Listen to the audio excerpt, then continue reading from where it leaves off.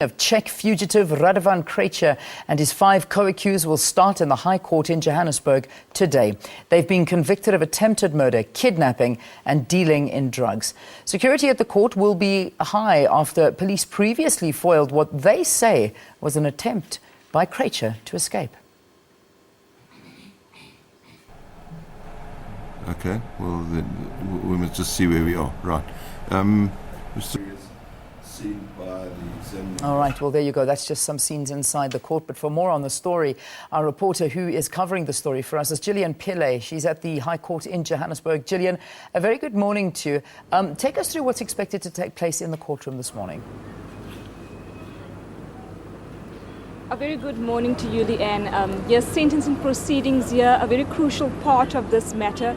What is likely to happen is that the convicted now has to convince the court why they should get a lenient sentence. And the court will look at a range of factors from their personal circumstances, their background. They will actually call witnesses to bolster their arguments for a lenient sentence. And obviously the prosecution will call for a more harsher sentence.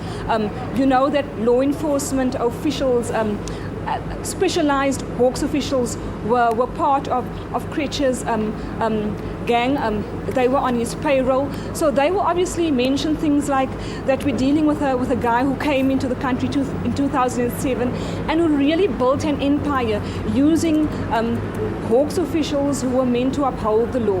And that's the kind of arguments that we could possibly see from both parties here. Pre-sentencing reports will also be submitted. That is where social workers evaluated the convicted, looking at their state of mind, looking at their background. A lot of them will also talk about them being first-time convictions. So that's the kind of arguments that's likely to come out of proceedings here today, Leanne. Can you tell us more about what's behind the unusually high security measures around the trial? Obviously, in the story, what we're reporting is a foiled escape plan that perhaps would have happened for Krejcir. Is that a fear? Is that a worry as well?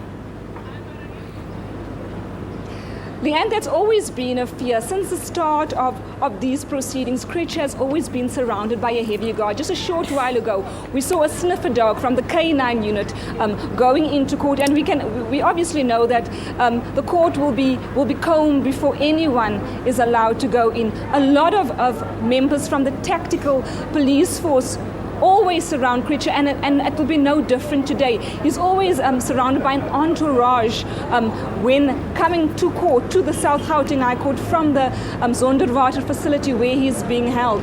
So a lot of security will flood this particular court building today, and obviously not wanting to leave anything to any eventuality, trying to close all gaps, particularly in the light of what we've seen in recent months, in recent weeks around a foiled escape attempt by Krejcir, Leanne.